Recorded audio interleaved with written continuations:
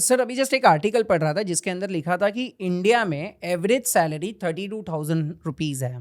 Okay अभी कोई अगर ऐसा पर्सन है हमारे व्यूअर में से जिसने शायद यही रेंज में 15-20-25 हज़ार के आसपास उसकी सैलरी है, उसके सपने हैं कि मुझे घर खरीदना है, मुझे फ्यूचर में गाड़ी खरीदना है, तो उसको अब क्या क्या स्टेप्स फॉलो करने चाहिए इन सारे ड्रीम्स को अचीव करने के लिए?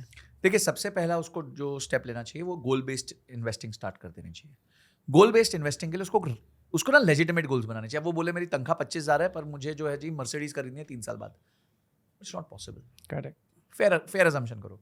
बोलो 5 साल में स्विफ्ट डिजायर खरीदनी है, बात समझ आती है, ठीक है। मैं ये नहीं करा कि मतलब मैं किसी चीज को डिमीन नहीं करना चाहता, मैं ये कहना चाहता हूँ कि आपका गोल अचीवेबल भी तो होना चाहिए। आप यार उल जलूल गोल्स बनाओगे तो या तो पर अपनी एक्टिव इनकम बढ़ाओ, उसके बिना काम नहीं हो सकता। तो आप अपने गोल सेट करो और गोल्स के हिसाब से पोर्टफोलियो बनाओ और पोर्टफोलियो के हिसाब से निवेश करो।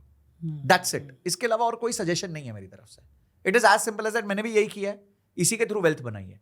डायरेक्ट इन्वेस्टिंग करके, एफएनओ ट्रेडिंग करके, इस सबसे बहुत ज्यादा वेल्थ नहीं बनती है। सिर्फ वो एक्टिविटी है, आप बिजी रहते हो। वो एक ऐड आई थी ना आलिया भट्ट की, मजा चाहिए या असर चाहिए। तो हमारे ना सारे इन्वेस्टर्स को मजा चाहिए, असर नहीं चाहिए किसी को। असर चाहिए वाले ना दूर हो जाते हैं इन्वेस्टमेंट से, हमारे जैसे।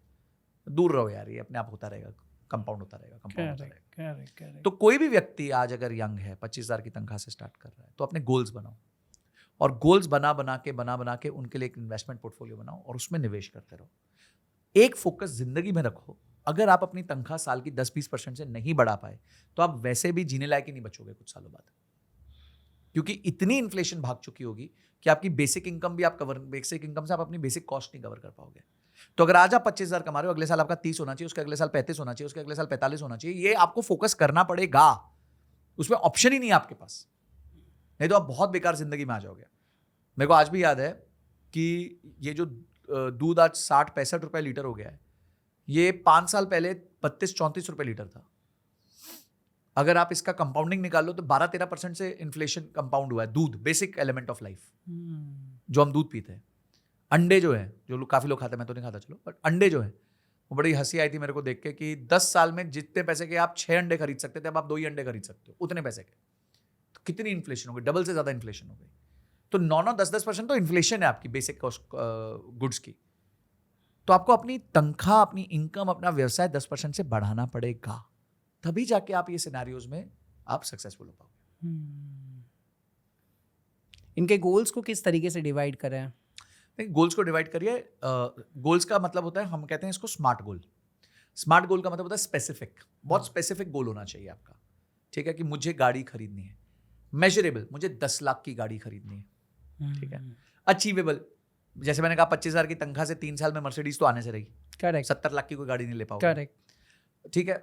रेलेवेंट होना चाहिए आपके लाइफस्टाइल के लिए, कि गाड़ी चाहिए ही क्यों आपको, पहले ये तो बता दो। करेक्ट। और टाइम ओरिएंटेड, मतलब आपका 3 साल, 5 साल, 7 साल, 10 साल, इस तरीके से आपको गोल्स बनाने पड़ते हैं। तो आपका जो भी गोल होता है वो स्मार्ट गोल होना चाहिए, स्पेसिफिक, मेजरेबल, अचीवेबल, रेलेवेंट और टाइम बेस्ड।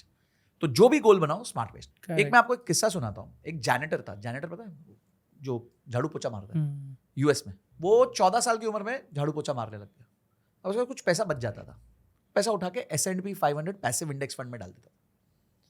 डालता गया। जब वो 65 साल के आसपास हुआ, 60-65 साल, जब उसका रिटायरमेंट का टाइम आया, उसके पास $8 मिलियन था, क्योंकि वो 40-45 साल से निवेश कर रहा था। झाड़ू पोछा मारने वाला लगा रहा। अब यही हमारे यहाँ झाड़ू पोछा वाला मारने वाला क्या करेगा, 200 रुपए बचेगा, उससे जाके लॉटरी की टिकट खरीदेगा। फिर अगले महीने 200 रुपए बचेगा, फिर लॉटरी की टिकट खरीदेगा। फिर 200 रुपए बचेगा, फिर लॉटरी की टिकट लेगा।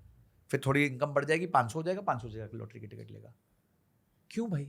डालो S&P 500, हमारे यहाँ वो निफ्टी 50 में डालो ना 30 साल के लिए, 35 साल के लिए, क्या प्रॉब्लम है? मार्केट तो ऊपर जा ही रही है। हम कहते हैं ना, इंसान और मार्केट दोनों ऊपर जाएंगे। तो जब इंसान और मार्केट दोनों ऊपर ही जाने वाले हैं, तो डालो मार्केट में पैसा जम के यार। ट्रू। मार्केट्स में टाइम आएंगे, मार्केट क्रैश करेगी, नीचे होगी, ऊपर जाएगी, सब कुछ होगा। करेक्ट।